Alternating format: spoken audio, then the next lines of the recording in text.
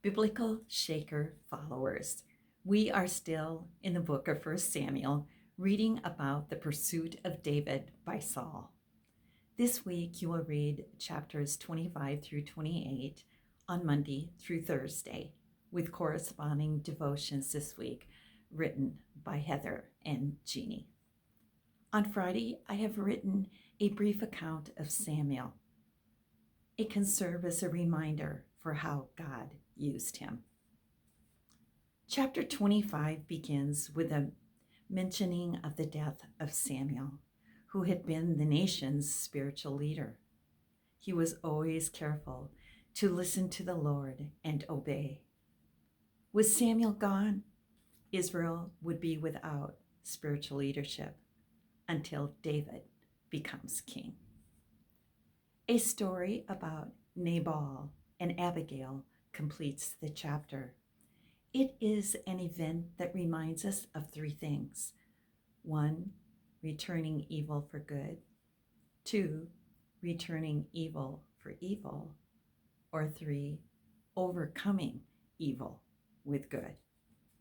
It clearly shows us that timing is everything when discussing difficult matters with people.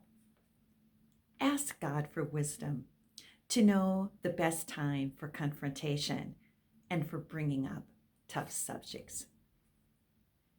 David had another opportunity to take Saul's life, but spared it as we read the next chapter.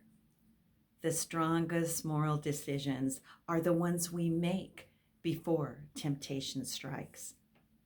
David was determined to follow God, and this carried over into his decision not to murder God's anointed king. To be like David and follow God, we must realize that we cannot do wrong in order to execute justice. Saul stopped the pursuit of David when he sought refuge in Philistine territory in chapter 27. David made some foolish decisions because he did not pause to inquire of the Lord. He stopped serving God and started thinking about survival. He trusted the enemy for protection. As a result, he had to scheme, kill, and lie to survive. We should not make impulsive decisions about significant matters. We should, quote, wait on the Lord, be of good courage, and he shall strengthen your heart, unquote. Psalm 27:14.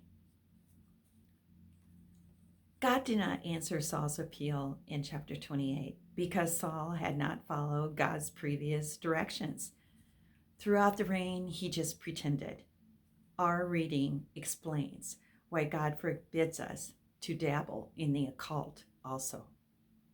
Saul's disobedience in the past led to darkness in the present and defeat and death in the future. If we do not fulfill the responsibilities God has already given us, we should not be surprised when he does not give us any further guidance. This week closes with a narrative of Samuel's life. And next week, we close out 1 Samuel. And please join us because Biblical Shakers makes reading the Bible way more enjoyable for you. And I pray the Lord will put a hunger on your heart.